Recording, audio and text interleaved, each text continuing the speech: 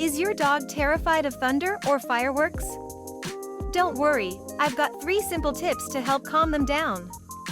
First, create a safe space. Set up a cozy corner with blankets, toys, and calming scents. This gives your dog a retreat where they can feel secure. Next, use calming music or white noise.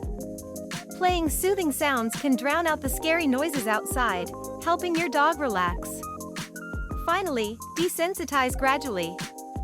Start by playing low-level thunder or firework sounds while rewarding your dog with treats. Slowly increase the volume over time, and they'll learn that loud noises aren't so frightening. With these tips, your dog can stay calm during any storm or celebration.